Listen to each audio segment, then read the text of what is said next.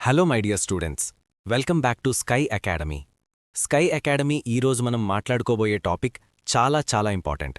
నిజంగా చెప్పాలంటే ఈ టాపిక్ లేకుండా ఎస్ఎస్సీలో ర్యాంక్ కొట్టడం అనేది దాదాపు ఇంపాసిబుల్ అని చెప్పినా ఎలాంటి అతిశయోక్తి లేదు. అవును, నేను మాట్లాడేది వొకాబులరీ గురించి. చాలామంది స్టూడెంట్స్, ముఖ్యంగా తెలుగు మీడియం బ్యాక్గ్రౌండ్ నుంచి వచ్చినవాళ్లు లేదా చిన్నప్పట్నుంచి ఇంగ్లీష్ అంటే భయం మోసుకుంటూ వచ్చినవాళ్లు నన్ను పదే అడిగే ప్రశ్న ఒక్కటే: సార్, ఈ వొకాబులరీ ఏంటి సార్? ఎంత చదివినా గుర్తుండటం లేదు. ఇవాళ చదివింది రేపు మర్చిపోతున్నాం. అసలు ఈ సముద్రంలాంటి సిలబస్ని ఎలా కంప్లీట్ చేయాలి అని. ఈ మాటలు మీరడుగుతున్నప్పుడు మీ ముఖంలో కనిపించే ఫ్రస్ట్రేషన్ నాకు బాగా తెలుసు. ఎందుకంటే ఒకప్పుడు నేను కూడా అదే స్టేజ్లోనే ఉన్నాను. నమ్మండి, నాకు కూడా వొకాబులరీ అంటే భయమే. బుక్ తెరిస్తేనే ఒత్తిడి, పదాలు చూస్తేనే అలసట.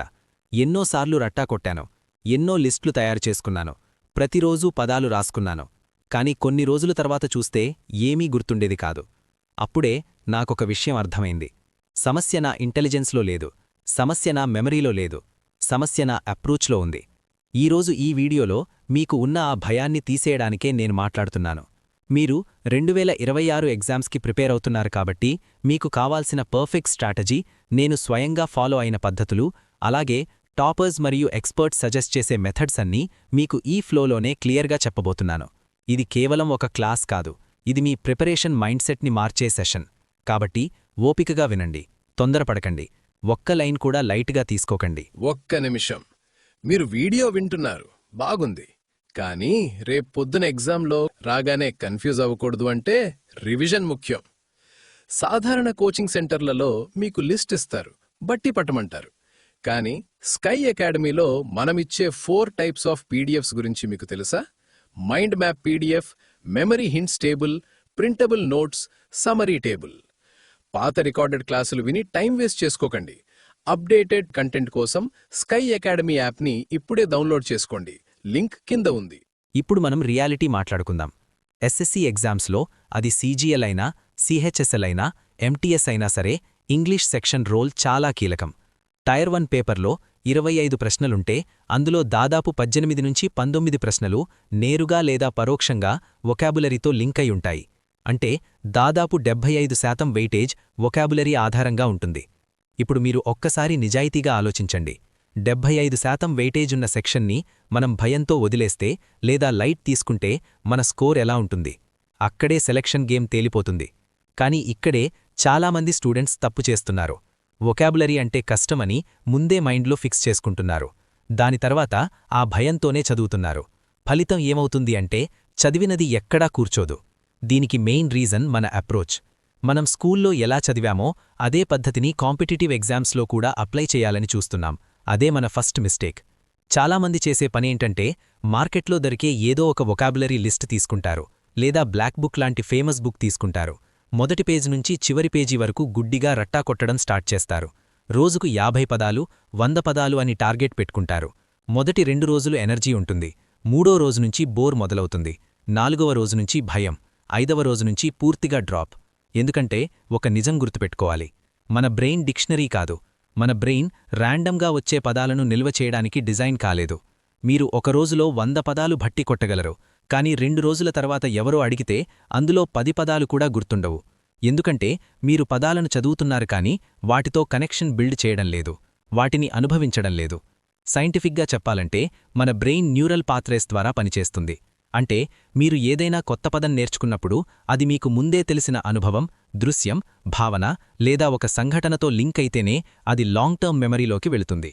ఉదాహరణకి, మీరు స్టబ్బర్న్ అనే పదం చదివితే కేవలం మొండితనం అని రాసుకుని ముందుకు వెళ్లితే అది కూర్చోదు. కాని మీ జీవితంలో ఎవరైనా మొండిగా ప్రవర్తించిన సందర్భం గుర్తుకు తెచ్చుకుని ఆ వ్యక్తిని ఆ పదంతో లింక్ చేస్తే ఆ పదం చాలా కాలం గుర్తుంటుంది. ఇదే అసలు ట్రిక్. కాని చాలామంది చేసే పనేంటంటే ఇంగ్లీష్ పదం పక్కన తెలుగు అర్థం అంతే. ఆ విధంగా చదివితే ఎగ్జామ్ హాల్లో ప్రెషర్ పెరిగినప్పుడు, టైమర్ నడుస్తున్నప్పుడు మెదడు ఖాళీ అయిపోతుంది. ఆప్షన్స్ చూస్తే అన్నీ ఒకేలా కనిపిస్తాయి, కన్ఫ్యూజన్ వస్తుంది, నెగటివ్ మార్కింగ్ భయం మొదలవుతుంది. ఇది చాలామందికి జరిగే నిజం. అందుకే ఇక్కడ మనం అప్రోచ్ మార్చాలి. ఇప్పుడు మీ మైండ్లో వచ్చే ప్రశ్న నాకు తెలుసు, సర్, అయితే నేను ఏం చెయ్యాలి? 2026కి ప్రిపేర్ అవుతున్న మాకు ప్రాక్టికల్ సొల్యూషన్ ఏంటి అని. ఇక్కడే స్కై అకాడమీ అప్రోచ్ మొదలవుతుంది. మనం హార్డ్వర్క్ గురించి కాదు, స్మార్ట్ వర్క్ గురించి మాట్లాడుతాం. వొకాబులరీని లిస్టుగా కాకుండా సిస్టమ్గా చూడాలి. ఎస్ఎస్సి ఏ పదాలు అడుగుతోంది, ఎందుకడుగుతోంది, ఏ కాంటెక్స్ట్లో అడుగుతోంది అన్నది అర్థం చేసుకోవాలి. ఉదాహరణకి, ఒక పదం సైననిమ్గా వస్తోందా, యాంటనిమ్గా వస్తోందా, ఫిల్లర్గా వస్తోందా, క్లోజ్ టెస్ట్లో వస్తోందా, వన్ వర్డ్ సబ్స్టిట్యూషన్గా వస్తోందా, ఇడియంలో భాగంగా వస్తోందా అన్నది తెలుసుకోవాలి. అంటే ఒకే పదం 5-6 విధాలుగా ఉపయోగించబడుతోంది. కాబట్టి ఒక పదాన్ని నేర్చుకున్నప్పుడు దాన్ని ఒక కోణంలో కాకుండా మల్టిపుల్ యాంగిల్స్లో చూడాలి. రెండవ ముఖ్యమైన విషయం, రోజుకు 100 పదాలు కాదు, రోజుకు 10 పదాలు చాలు. కాని ఆ 10 పదాలు మీ జీవితంతో లింక్ అయి ఉండాలి. మూడవ విషయం, ప్రతి పదాన్ని ఒక వాక్యంలో ఉపయోగించడం నేర్చుకోవాలి. అది మీ జీవితానికి సంబంధించిన వాక్యమైతే ఇంకా బలంగా మెదడులో కూర్చుంటుంది. నాలుగవ విషయం, రివిజన్ లేకుండా వొకాబులరీ అస్సలు పనిచేయదు. ఇవాళ చదివిన పదాలు రేపు మళ్లీ చూడాలి, 3 రోజులకు మళ్లీ చూడాలి, వారం తర్వాత మళ్లీ చూడాలి. అప్పుడే న్యూరల్ పాత్వేస్ స్ట్రాంగ్ అవుతాయి. ఐదవ విషయం, పీవైక్యూస్లో ఆ పదాలు ఎలా అడిగారో తప్పకుండా చూడాలి. అప్పుడు మీకు ఎస్ఎస్సి మైండ్ ఎలా పనిచేస్తోందో అర్థమవుతుంది. ఒక పదాన్ని ఎక్కడ ట్రాప్గా వాడుతున్నారో, ఎక్కడ డైరెక్ట్గా అడుగుతున్నారో అన్నది క్లియర్ అవుతుంది. ఈ ప్రాసెస్ని ఫాలో అయితే వొకాబులరీ మీకు భారంగా అనిపించదు. అది ఒక రొటీన్లా మారుతుంది. రోజూ కొంచెం కొంచెంగా ముందుకు వెళితే కొన్ని వారాల తర్వాత మీకే అర్థమవుతుంది, ఇంతకుముందు భయంగా అనిపించిన పదాలు ఇప్పుడు ఈజీగా గుర్తొస్తున్నాయి అని. ఇది మ్యాజిక్ కాదు, ఇది సిస్టమ్, ఇది కరెక్ట్ అప్రోచ్. ఇలాంటి ట్రిక్స్ యూట్యూబ్లో దొరుకుతాయి. కానీ మిమ్మల్ని రోజూ ప్రొద్దున్నే లేపి, ఒరే తమ్ముడు, ఈరోజు ఈ టాపిక్ చదివావా, రాత్రికి టెస్ట్ ఉంది, రెడీగా ఉండు అని అడిగేవాళ్లెవరు? అందుకే స్కై అకాడమీ తీసుకొచ్చింది స్పెషల్ 1-to-1 మెంటర్షిప్ ప్రోగ్రామ్. మా ప్రోగ్రామ్ స్పెషాలిటీ ఏంటంటే, మార్నింగ్ మోటివేషన్ అండ్ షెడ్యూల్, ప్రొద్దున్నే టార్గెట్ ఇస్తాం, ర్యాండమ్ ఆఫ్టర్నూన్ క్వశ్చన్స్, మధ్యాహ్నం సడన్ గా గ్రూప్లో ఒక క్వశ్చన్ పడుతుంది, బ్రెయిన్ షార్ప్ అవుతుంది, ఈవినింగ్ ఓరల్ టెస్ట్, సాయంత్రం నేనే స్వయంగా కాల్ చేసి అడుగుతా. భయం ఉంటేనే భక్తి ఉంటుంది, భక్తి ఉంటేనే రిజల్ట్ ఉంటుంది. మీకు ప్రాపర్ స్ట్రాంగ్ హోల్డ్ ప్రిపరేషన్ కావాలంటే వాట్సాప్ చేయండి 9491370061. సీట్లు చాలా లిమిటెడ్. స్టెప్ 1, బేసిక్స్ని బిల్డ్ చేసుకోవడం. ఇది చాలా క్రిటికల్ స్టెప్. చాలామంది స్టూడెంట్స్ చేసే మొదటి తప్పేంటంటే డైరెక్ట్గా ప్రీవియస్ ఇయర్ క్వశ్చన్స్ మీద పడుకోవడం. పీవైక్యూస్ చాలా ఇంపార్టెంట్, దానిపై ఎలాంటి డౌటూ లేదు. కానీ మీకు బేసిక్ స్ట్రాంగ్గా లేకపోతే అదే పీవైక్యూస్ కూడా మీకు భయంగా అనిపిస్తాయి. ప్రతి ప్రశ్న చదువుతుంటే కన్ఫ్యూజన్, ప్రతి ఆప్షన్ చూసినప్పుడు డౌట్. అందుకే నేను ఎప్పుడూ చెప్పేది ఒకటే, ముందు బేస్ వేసుకోండి, ఆ తర్వాత బిల్డింగ్ కట్టండి. ఈ బేస్ కోసం నా ఫస్ట్ అండ్ ఫైనల్ సజెషన్ ఏంటంటే, మీరు మీ వొకాబులరీ ప్రిపరేషన్ని వర్డ్ పవర్ మేడ్ ఈజీ అనే బుక్తో స్టార్ట్ చేయండి. చాలామంది ఇక్కడే ఒక ప్రశ్న వేస్తారు, సార్ ఆ బుక్ చాలా లావుగా ఉంది, చాలా పెద్ద బుక్లా కనిపిస్తోంది, అంత టైం ఎక్కడుంటుంది అని. భయ్యా, ఒక విషయం క్లియర్గా అర్థం చేసుకోండి, ఈ బుక్ నిన్న మొన్నొచ్చినది కాదు. ఇది 1949 నుంచి మార్కెట్లో ఉంది. అంటే దాదాపు 75 సంవత్సరాలుగా ఈ బుక్ స్టూడెంట్స్ని సెలెక్ట్ చేస్తూనే ఉంది. ఇప్పటికీ ఇది గోల్డ్ స్టాండర్డ్ అంటే కారణం లేకుండా కాదు. ఎందుకంటే ఈ బుక్ రాసిన నార్మన్ లూయిస్ గారు వొకాబులరీని రట్టా కొట్టించడమే లక్ష్యంగా పెట్టుకోలేదు. ఆయన అప్రోచ్ పూర్తిగా వేరు. ఆయన వొకాబులరీని రూట్ వర్డ్స్ ద్వారా, లాజిక్ ద్వారా, కథల ద్వారా నేర్పిస్తారు. అదే ఈ బుక్ పవర్. మీరీ బుక్ని చదువుతున్నప్పుడు మీరు పదాలు నేర్చుకుంటున్నట్టు అనిపించదు, మీరొక సిస్టమ్ నేర్చుకుంటున్నట్టు అనిపిస్తుంది. అందుకే ఈ బుక్ని మీరు పేజీలు లెక్కపెట్టుకొని చదవకూడదు, సెషన్స్ వారీగా చదవాలి. రోజుకు ఒక సెషన్ అయినా చాలు, ఎక్కువ ఆశ పెట్టుకోవద్దు. రోజుకు 2 సెషన్స్ చదవాలి అని టార్గెట్ పెట్టుకొని 2 రోజుల్లోనే బుక్ మూసేయడం కంటే రోజుకు ఒక సెషన్ కంటిన్యూస్గా చదవడం చాలా బెటర్. ఉదాహరణకి పేజ్ నంబర్ 58 నుంచి స్టార్ట్ చేయండి. అక్కడ how to talk about personality types అనే సెక్షన్ ఉంటుంది. అక్కడ ఆయన ఏం చేస్తారు అంటే, ఈగోయిస్ట్ అంటే ఏమిటి, ఆల్ట్రూయిస్ట్ అంటే ఏమిటి అని డెఫినిషన్గా చెప్పరు, కథలా చెప్తారు, ఉదాహరణలతో చెప్తారు, మీ చుట్టూ ఉన్న మనుషుల్ని గుర్తుచేస్తారు. అప్పుడు మీ బ్రెయిన్కి ఆ పదం ఒక మనిషితో, ఒక ప్రవర్తనతో లింక్ అవుతుంది. అదే అసలు మ్యాజిక్. మీరీ బుక్ని ఒక స్టడీ మెటీరియల్లా చదవకండి, ఒక నవల చదివినట్టు చదవండి. పెన్ పట్టుకొని అండర్లైన్ చేయాల్సిన అవసరం లేదు.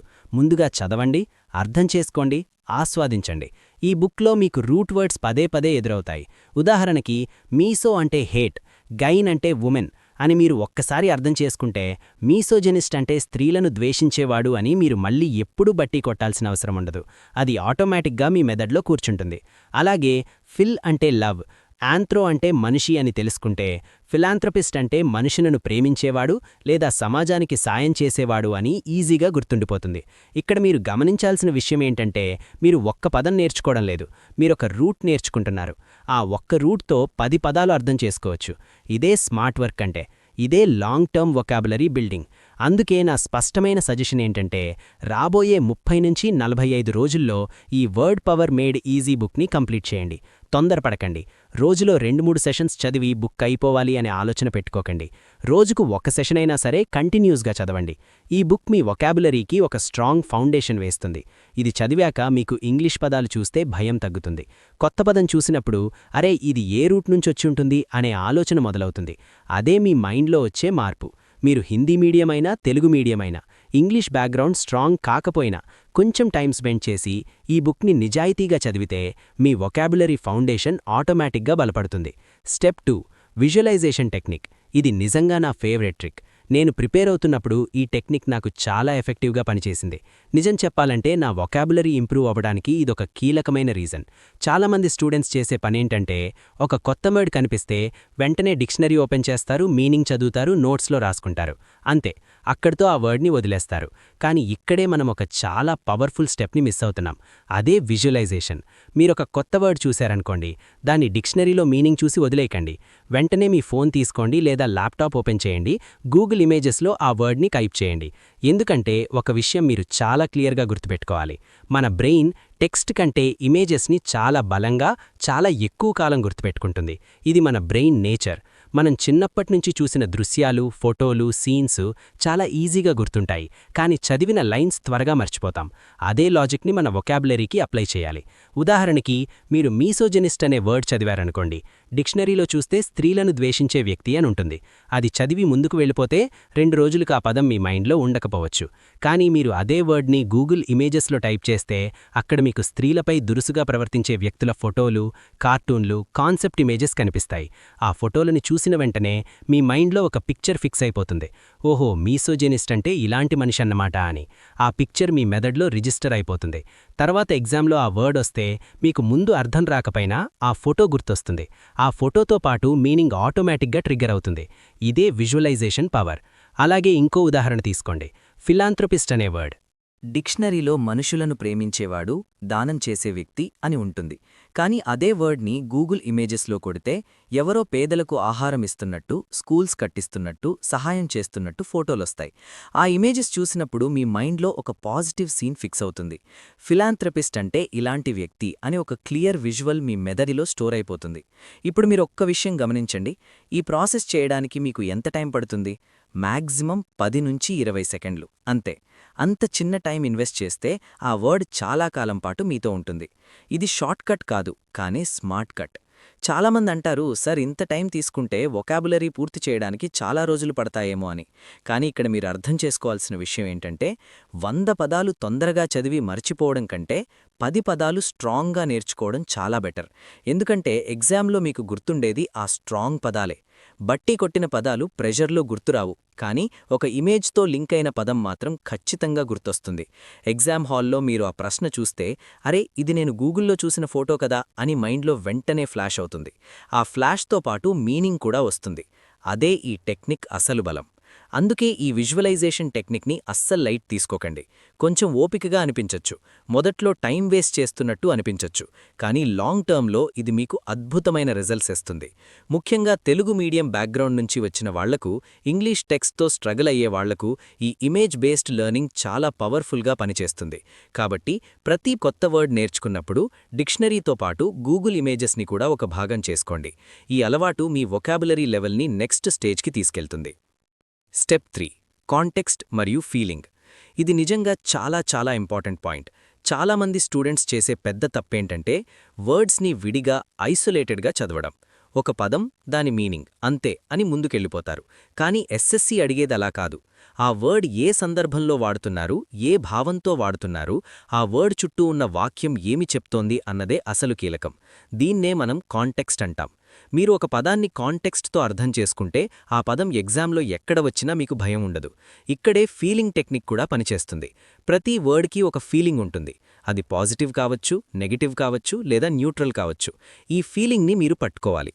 ఉదాహరణకి డిజాస్టర్, కెలామిటీ, ట్రాజెడీ లాంటి పదాలు చదివితేనే మన మైండ్లో ఒక నెగటివ్ ఫీలింగ్ వస్తుంది.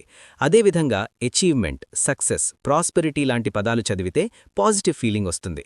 ఇప్పుడు సపోజ్ ఎగ్జామ్లో మీకు ఒక ప్రశ్న వచ్చింది. ఆ వర్డ్ మీనింగ్ మీకు పర్ఫెక్ట్గా తెలియదు, కానీ ఆ వాక్యం చదివినప్పుడు మొత్తం వాక్యం నెగటివ్ టోన్లో ఉంది అని మీకు అర్థమైందనుకోండి. అప్పుడు మీరు ఆప్షన్స్లో కూడా నెగటివ్ మీనింగ్ ఉన్న వర్డ్స్ వైపే చూడాలి. అక్కడ 3 ఆప్షన్స్ పాజిటివ్గా ఉండి ఒక్క ఆప్షన్ మాత్రమే నెగటివ్గా ఉంటే చాలా సందర్భాల్లో అదే కరెక్ట్ ఆన్సర్ అవుతుంది.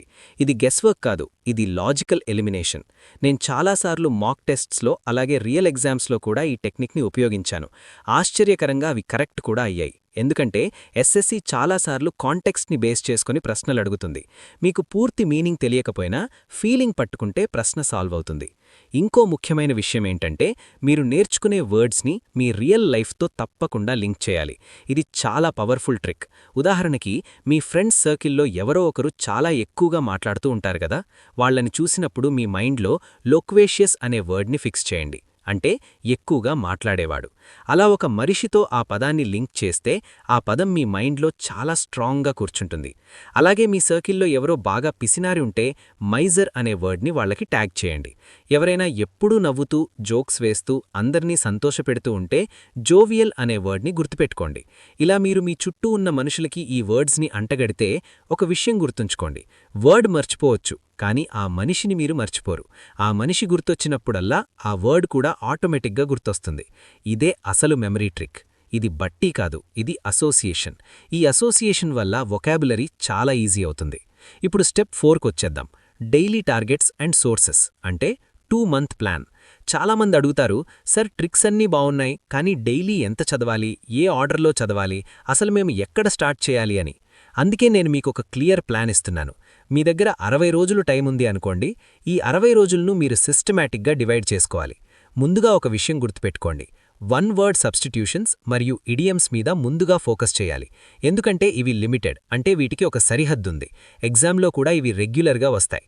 ఒకసారి ఇవి స్ట్రాంగ్గా అయ్యాక మిగతా వొకాబులరీ మీకు ఈజీ అవుతుంది. అందుకే ఫస్ట్ ఇడియమ్స్, 1 వర్డ్ సబ్స్టిట్యూషన్స్, ఆ తర్వాతే సిననిమ్స్ మరియు యాంటనిమ్స్ వైపు వెళ్ళాలి.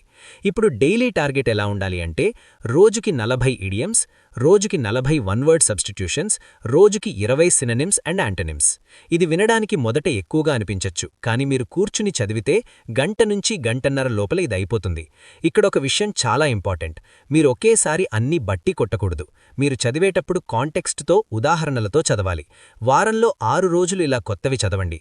సండే రోజు మాత్రం కొత్తవి అస్సలు చదవకండి. ఆ రోజు ఫుల్ రివిజన్కి పెట్టు. 6 రోజుల్లో చదివిన పదాలన్నీ మళ్ళీ చూడండి. మళ్ళీ గూగుల్ ఇమేజెస్ గుర్తు చేసుకోండి. మళ్ళీ వాక్యాలు గుర్తు చేసుకోండి. అప్పుడే ఆ పదాలు లాంగ్ టర్మ్ మెమరీలోకి వెళ్తాయి. ఇప్పుడు సోర్సెస్ గురించి మాట్లాడుకుందాం. మార్కెట్లో చాలా బుక్స్ ఉన్నాయి. అన్నీ కొనాల్సిన అవసరం లేదు. స్టాండర్డ్ బుక్స్ ఫాలో అవ్వడం చాలా ముఖ్యం. నీతూ సింగ్ మేడం వాల్యూమ్ 1 చాలా మంచి బుక్. అందులో వొకాబులరీ చాలా సింపుల్గా, క్లియర్గా ఉంటుంది. అలాగే ఎంబీ పబ్లికేషన్ లేదా Kiran publication previous year questions books చాలా ఇంపార్టెంట్. ఎందుకంటే అక్కడ మీరు ఎస్ఎస్సి అడిగిన వర్డ్స్ని డైరెక్ట్గా చూస్తారు. బ్లాక్ బుక్ కూడా పాపులర్, కానీ ఒక విషయం గుర్తుపెట్టుకోండి, ఈ మధ్య ఎగ్జామ్స్ టఫ్ అవుతున్నాయి. కేవలం లిస్టులు బట్టి కొట్టడం వల్ల ఉపయోగం లేదు. మీరు ఏ బుక్ చదివినా నేను చెప్పినట్టు కాంటెక్స్ట్, ఫీలింగ్, అసోసియేషన్తోనే చదవాలి. అలాగే మీరు ఇంగ్లీష్ మాధ్యం లాంటి యాప్స్ లేదా టెలిగ్రామ్ ఛానల్స్ ద్వారా డైలీ ఎడిటోరియల్స్ చదవడం అలవాటు చేసుకోండి. అక్కడ వచ్చే క్విజ్లు రాయండి. దీనివల్ల క్లోజ్ టెస్ట్ మరియు రీడింగ్ కాంప్రహెన్షన్లో మీకు చాలా హెల్ప్ అవుతుంది. ఎందుకంటే ఎగ్జామ్లో చాలాసార్లు డైరెక్ట్ మీనింగ్స్ అడగరు, ఒక పారాగ్రాఫ్ ఇస్తారు. ఆ పారాగ్రాఫ్లో ఈ డాష్లో ఏ వర్డ్ సెట్ అవుతుంది అని అడుగుతారు. అప్పుడు మీకు ఆ వర్డ్ యొక్క యూసేజ్ తెలియాలి. అదే అసలు గేమ్ చేంజర్. Step 5 revision. ఇది నిజంగా సక్సెస్కి కీలకం. ఫ్రెండ్స్, నేనిది చాలా క్లియర్గా రాసిస్తాను. మీరు ఎన్ని వేల వర్డ్స్ చదివినా, ఎంత కష్టపడ్డా, దాన్ని ప్రాపర్గా రివైజ్ చేయకపోతే రిజల్ట్ మాత్రం జీరోనే. ఇందులో ఎలాంటి డౌట్ లేదు. చాలామంది స్టూడెంట్స్ నన్నిలా అంటారు, సార్ నేనా వర్డ్ 10 సార్లు చదివాను, అయినా గుర్తుండటం లేదు అని. అప్పుడు నేను చెప్పేదొక్కటే, 10 సార్లు సరిపోలేదు అంటే ఇంకో 10 సార్లు చదవాలి అంతే. ఇందులో ఎలాంటి షార్ట్కట్ లేదు. కొంతమందికి ఒకసారి చదివితే గుర్తుంటుంది, కొంతమందికి 3 సార్లు సరిపోతుంది. కానీ మనలాంటి చాలామందికి, ముఖ్యంగా తెలుగు మీడియం బ్యాక్గ్రౌండ్ నుంచి వచ్చిన వాళ్లకు 10 సార్లు, 15 సార్లు, కొన్నిసార్లు 20 సార్లు కూడా రివిజన్ కావచ్చు.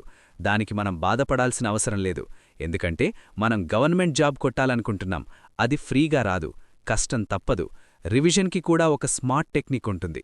మీరు చదువుతున్నప్పుడు ఏ వర్డ్స్ అయితే మీకు ఈజీగా గుర్తుండిపోతున్నాయో వాటిని వదిలేయండి. కానీ ఏ వర్డ్స్ అయితే మళ్ళీ మళ్ళీ మర్చిపోతున్నారో, ఏ వర్డ్స్ చూసినప్పుడల్లా డౌట్ వస్తోందో వాటిని టిక్ చేయండి లేదా సర్కిల్ చేయండి.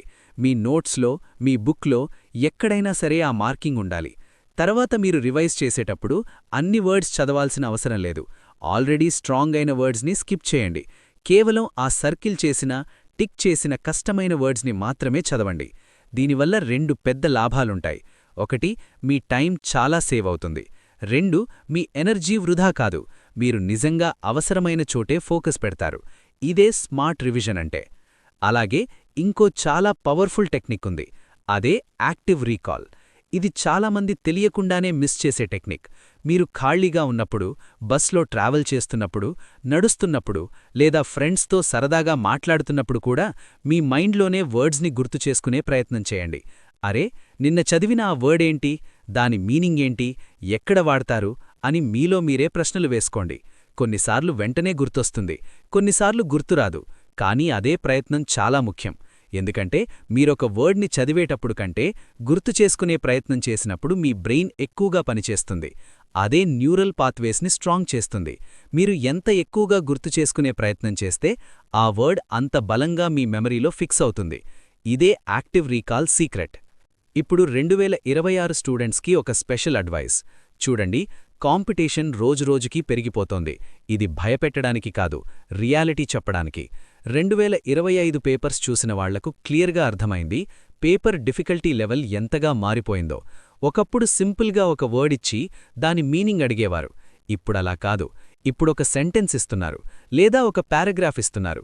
అందులోని కాంటెక్స్ట్ బట్టి సరైన వర్డ్ని గెస్ చేయమంటున్నారు. అంటే మీకు కేవలం మీనింగ్ తెలిసి ఉండటం సరిపోదు. ఆ వర్డ్ ఎప్పుడు, ఎలా, ఏ టోన్లో వాడతారు అన్నది కూడా తెలియాలి. అందుకే పాత పద్ధతిలో వర్డ్ మీనింగ్ బట్టి కొట్టడం ఇప్పుడు వర్క్ అవ్వదు. మీరు 2026లో ఎగ్జామ్ రాస్తున్నారు కాబట్టి మీకొక అడ్వాంటేజ్ ఉంది. మీకు టైం ఉంది. ఇప్పటినుంచే రీడింగ్ హ్యాబిట్ అలవాటు చేసుకోండి. రోజూ న్యూస్ పేపర్ ఎడిటోరియల్స్ చదవండి.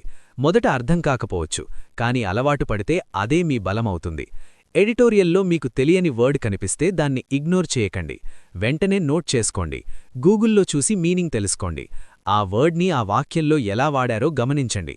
అది పాజిటివ్ కాంటెక్స్టా, నెగటివ్ కాంటెక్స్టా అని ఆలోచించండి. ఇలా చేస్తే మీ వొకాబులరీతో పాటు grammar, reading comprehension, cloze test అన్నీ ఒకేసారి ఇంప్రూవ్ అవుతాయి. ఇంకో చాలా ముఖ్యమైన విషయం నిమోనిక్స్. అంటే చిన్న చిన్న కథలు, కోడ్స్, లింక్స్ తయారు చేసుకోవడం. ఉదాహరణకి బ్లీక్ అంటే డల్గా ఉండటం, విచారంగా ఉండటం. దీన్ని మీరు బట్టి కొట్టవచ్చు. కానీ అలా కాకుండా ఒక చిన్న లింక్ పెట్టుకుంటే ఇంకా బాగా గుర్తుంటుంది. పేపర్ లీక్ అయితే స్టూడెంట్స్ బ్లీక్ అవుతారు అని అనుకోండి. లీక్, బ్లీక్ రైమ్ అయ్యాయి కదా. సిల్లీగా అనిపించొచ్చు, కానీ ఎగ్జామ్ హాల్లో అదే సిల్లీ ట్రిక్ మీకు మార్క్ తెచ్చిపెడుతుంది. ఇలాంటి నిమానిక్స్ మీరు సొంతంగా తయారు చేసుకోండి. ఎవరు నవ్వినా పర్లేదు, మీకు గుర్తుండటం ముఖ్యం. ఇదే smart preparation. Previous year questions యొక్క పవర్ గురించి ఇప్పుడు చాలా క్లియర్గా మాట్లాడాలి.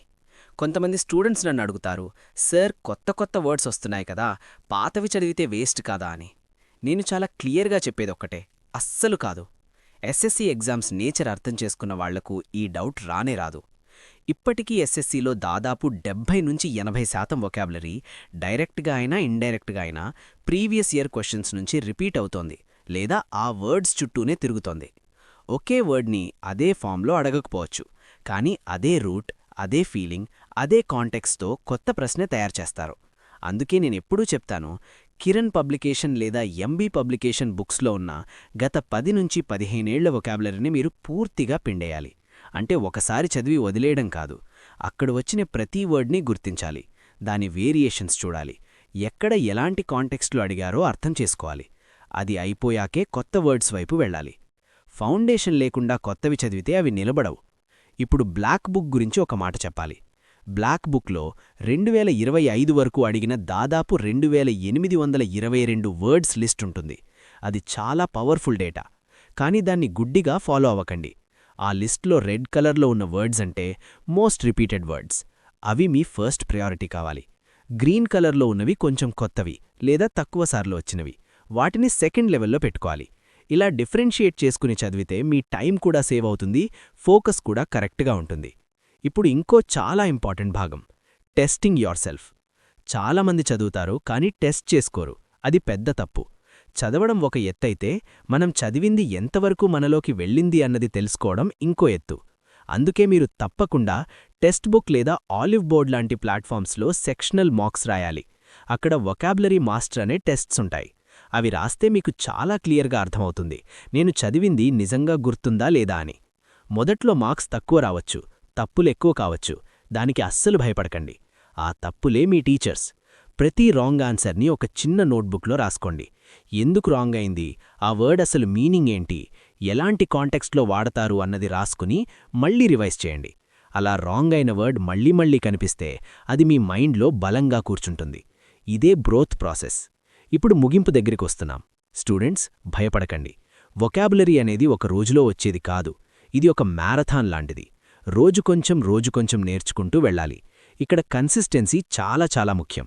ఒకరోజు ఎక్కువ చదివి 3 రోజులు ఆపేయడం వల్ల ఉపయోగం లేదు. రోజు కొంచెమైనా సరే కంటిన్యూస్గా చదవాలి. మీరు స్కై అకాడమీ స్టూడెంట్స్. మీరు సామాన్యులు కాదు. మీ దగ్గరిప్పుడు ఒక పర్ఫెక్ట్ ప్లాన్ ఉంది. వర్డ్ పవర్ మేడ్ ఈజీతో బేస్ స్ట్రాంగ్ చేసుకోవాలి. డైలీ టార్గెట్స్ పెట్టుకోవాలి. 1 వర్డ్ సబ్స్టిట్యూషన్స్, ఇడియమ్స్, సినోనిమ్స్ అన్నీ ఒక ఆర్డర్లో చదవాలి. విజువలైజేషన్, ఇమేజెస్, కాంటెక్స్ట్ని తప్పకుండా వాడాలి. రివిజన్ని ఎప్పుడూ లైట్ తీసుకోకూడదు. మల్టిపుల్ టైమ్స్ రివైజ్ చేయాలి. ఇవన్నీ నిజాయితీగా ఫాలో అయితే 2026లో ఇంగ్లీష్ సెక్షన్లో 50 మార్క్స్కి 45+ రావడమనేది అస్సలు కష్టం కాదు. ఆ రోజు మీరు వచ్చి నాకు కామెంట్ చేస్తారు, సార్ మీ ప్లాన్ వల్ల ఇవాళ నాకు జాబ్ వచ్చింది అని. నిజంగా చెప్పాలంటే ఆ ఒక్క కామెంట్ కోసమే నేను ఈ వీడియోలు చేస్తాను, ఈ క్లాసులు తీసుకుంటాను. మీలో ఎవరికైనా డౌట్స్ ఉంటే కామెంట్ సెక్షన్లో అడగండి. అలాగే 2026 ఎగ్జామ్ స్ట్రాటజీ మీద మన స్కై అకాడమీలో త్వరలో ఒక వర్క్షాప్ కూడా కండక్ట్ చేయబోతున్నాం. అది మిస్ అవ్వకండి. ఒక విషయం ఎప్పుడూ గుర్తుపెట్టుకోండి, కష్టే ఫలే. ఇప్పుడు మీరు కష్టపడితే రేపు ఆఫీసర్ కుర్చీలో కూర్చుంటారు. మీ అమ్మానాన్నల కళ్లలో గర్వం, ఆనందం చూస్తారు. దానికోసం ఈ మాత్రం కష్టపడలేమా? ఖచ్చితంగా పడగలం. సరేనా? ఇక లేట్ చేయకుండా ఈరోజే ఇప్పుడే మీ ప్రిపరేషన్ స్టార్ట్ చేయండి. All the very best my dear future officers. జై హింద్. ఒక్క నిమిషం. వందల వేల facts, current affairs, articles, history dates ఇలా ఎన్నో చదువుతుంటారు. కాని చదివినప్పుడు గుర్తున్నట్టు అనిపించినా వారం తిరిగేసరికి మర్చిపోతుంటారు. మరి ఎగ్జామ్ హాల్కి వెళ్ళాక ఎలా గుర్తుంటాయి?